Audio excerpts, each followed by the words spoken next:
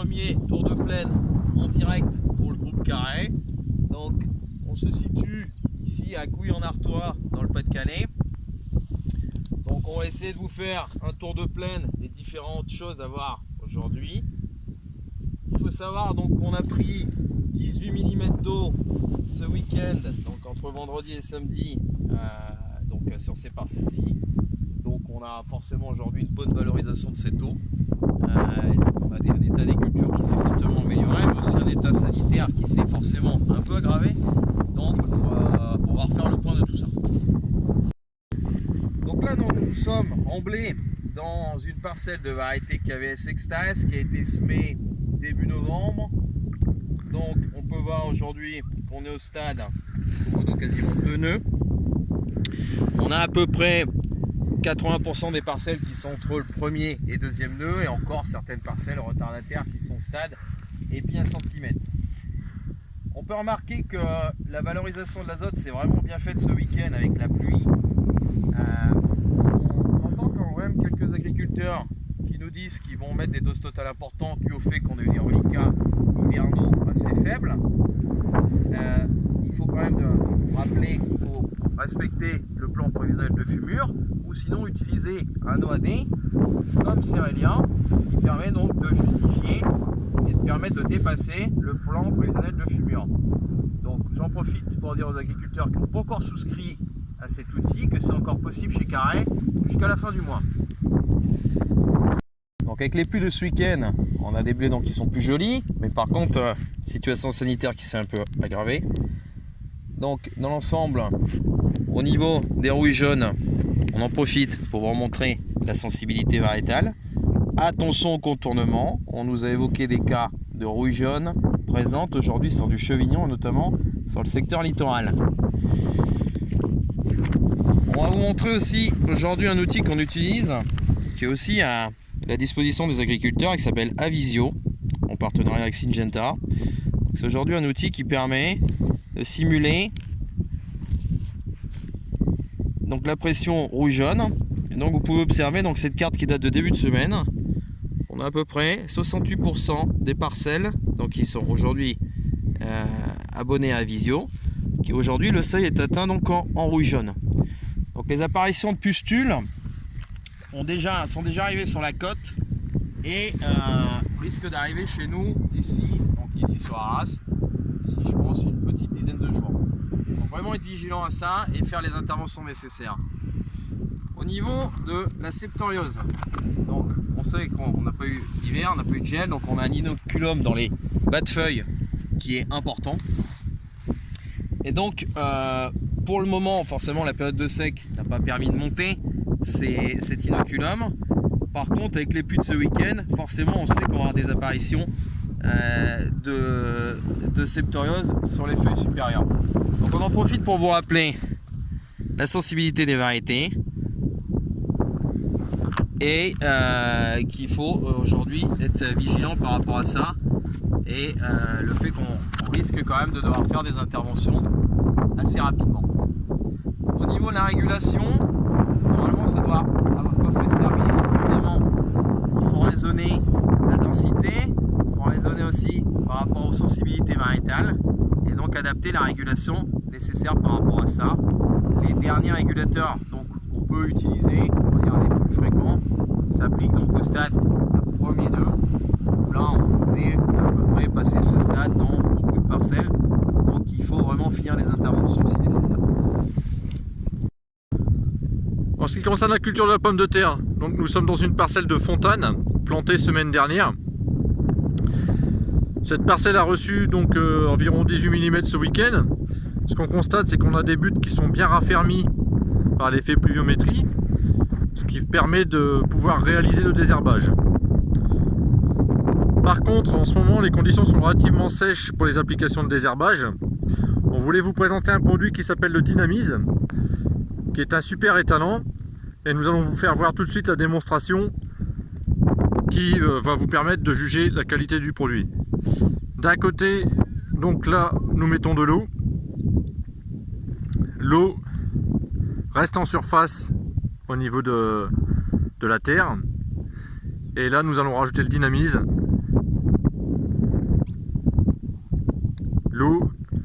directement dans la terre, on voit en effet l'action du produit et cela permet d'augmenter les points d'efficacité de votre programme désherbage.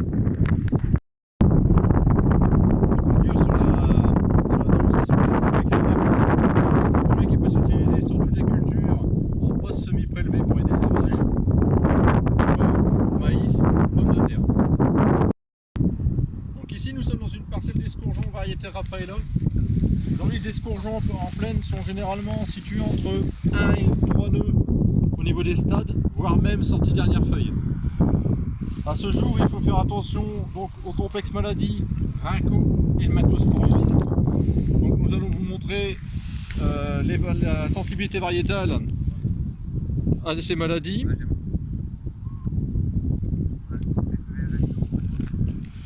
Et enfin, donc, un point à faire sur la régulation. Les régulations qui n'ont pas été appliquées à ce jour, appliquées toujours avant la sortie des barbes, en fonction de la variété et du peuplement. Donc ici, nous sommes dans une parcelle de betterave. Les stades de levée varient entre 90 et 100% de levée selon les dates de semis. En betterave, on est ici sur cette parcelle à 2 feuilles vraies. Il faut surveiller les pucerons noirs et verts puisqu'on observe pas mal de parcelles avec des présences. Le seuil d'intervention des pucerons verts est de 1 pied sur 10, au moins colonisé.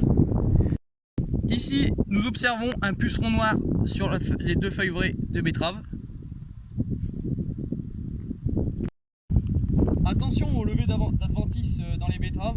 On aperçoit depuis une semaine des levées de kénopodes qui sont assez préjudiciables pour le rendement de la betterave. Ici nous sommes dans une parcelle de lin qui est au stade de levée à 2 cm dû aux conditions climatiques relativement sèches. À ce stade, 2 cm à surveiller la pression altise que je vais vous montrer. Hop, elle vient de sauter là. On peut observer quand même la morsure ici. À ce stade de 2 cm du lin, on sait qu'il est judicieux d'apporter du zinc. Vous pouvez notamment apporter du polyactif ZN ou du Nutri LPZ. Rapprochez de vous votre technicien qui vous conseillera les bonnes doses. Nous sommes donc à Haute-Visée, près de Doulan, où la pluviométrie du week-end a été un peu plus faible que sur Gouillon-Artois où nous étions tout à l'heure. On a eu environ 15 mm. Donc on est dans une parcelle de colza, comme vous pouvez le voir, où on peut observer que dans l'ensemble, on est au stade G2. Bon, l'ensemble des parcelles sont entre G1 et G3. Donc on est en plein dans la période de pression sclérotinia, du moins susceptible d'avoir du sclérotinia. On peut observer la présence de bétales collées sur les feuilles. Bon, il n'y a pas de seuil d'intervention particulier sur le sclérotinia. On sait que le taux de contamination des fleurs à travers les kits réalisés dans la région sont révélés dans l'ensemble positifs, que les conditions climatiques avec la pluie du week-end forcément augmentent la pression, et il faut prendre aussi dans la rotation le nombre de cultures sensibles au sclérotinia et aussi les attaques antérieures qu'il y a pu avoir sur cette parcelle. Il faut aussi faire attention actuellement aux charançons des siliques. Donc ici on n'en observe pas. Le seuil d'intervention c'est entre G2 et G4 avec un charançon pour 2 plantes à l'intérieur des parcelles. Donc au-delà de 10 mètres de bordure.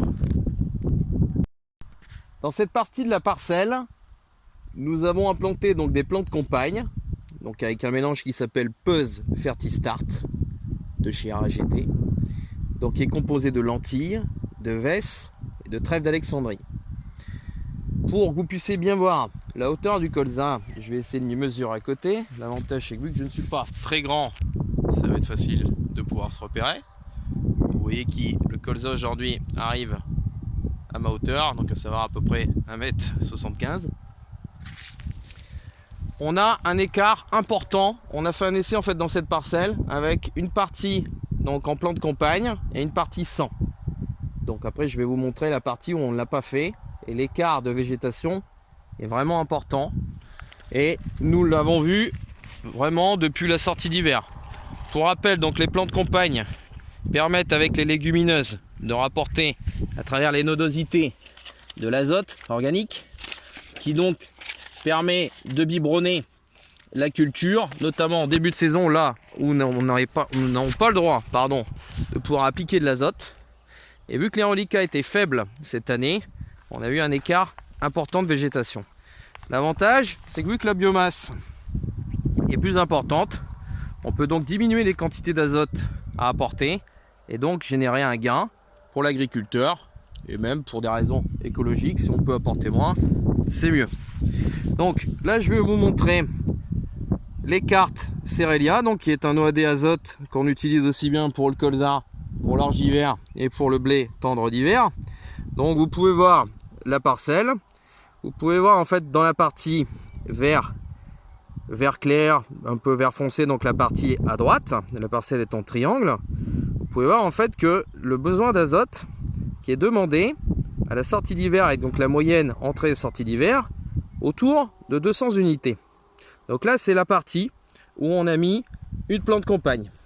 Et en fait, on retrouve clairement la coupure avec la partie où nous n'en avons pas mis, c'est-à-dire la partie bleu foncé. Donc maintenant, je vais vous montrer dans cette partie bleu foncé, qu'est-ce que ça donne. Ici, qui pousse bien quand même. Hein. Donc là, nous sommes dans la partie de colza où nous n'avons pas de plante compagne. Donc, pour avoir une échelle de mesure, je vais me mettre à côté. Vous pouvez quand même observer que le colza, allez, si on prend des pieds un peu plus développés, il m'arrive à l'épaule, contrairement à l'autre côté où il m'arrivait au-dessus de la tête. Donc on a à peu près, pour être raisonnable, 20 cm de décalage d'auteur. Donc on a appliqué sur cette partie-ci, comme vous pouvez le voir, à peu près 240 unités, et pour autant on a une végétation plus basse. Donc ça devrait quand même se répercuter à la fin sur le rendement. Donc on a la chance d'avoir l'agriculteur qui est venu faire un tour sur la parcelle. Donc je vous présente Benoît. Bonjour. Donc il va nous dire un petit peu ce qu'il pense, donc vu qu'il a suivi toute la parcelle tout au long de l'itinéraire culturel, qu'est-ce qu'il pense un peu donc de l'association avec ses plantes compagnie. Au niveau du suivi, bon, déjà ce qui est bien, c'est qu'au niveau du semis, ça s'est fait avec des plantes de moins en même temps que le semis du colza, parce que ça s'est fait dans le mélange Oui. au niveau de la trémie, donc ça facilite quand même, on évite le double travail, donc ça, ce qui est quand même plutôt bien. Et puis après, aussi on pourrait, par rapport au cycle de la culture, du coup au niveau des herbages, j'ai eu un peu moins de dépenses sur la partie plante compagne, parce que on n'était pas sur la même matière active et pas sur les mêmes Tout à fait. types de traitements. Et puis après, bon, au niveau insecticide, malgré que cette année c'était une année un peu sec, ce qu'on a pu voir, c'est que les pieds qui ont été là ont pu faire du bien, donc que ce soit sur la partie insecticide. Et puis après, la grosse différence, je pense qu'elle s'est faite cet hiver au niveau de la culture entre les deux colza, parce que on a eu un hiver quand même assez doux, et les peu de plantes compagnes qui étaient là ont permis de nourrir de manière régulière le colza sur l'année, sur toute la période d'hiver et d'automne. Et ce qui fait que c'est vrai que l'écart qu'on voit aujourd'hui, en fait, il s'est passé surtout, on va dire, avant le mois de février. Hein, et puis la deuxième partie a toujours eu du mal à rattraper la première, quoi. Donc plutôt satisfait, on va dire, de ce qui a été mis en place cette année, et puis des plantes compagnes et de ce qu'ils ont pu apporter sur le colza cette année. Donc c'est sans doute une pratique qui se généralisera l'an prochain. De toute façon, on va aller sur cette parcelle jusqu'à la pesée à la récolte, de manière à avoir des chiffres fiables et de vraiment voir l'intérêt économique de la plante compagne. Mais bon, a priori, ça a l'air quand même de bien se présenter. Voilà. Effectivement. Bon, j'espère que ce tour de plaine vous a plu, et au prochain tour de plaine. Et bonne fin de journée. Au revoir.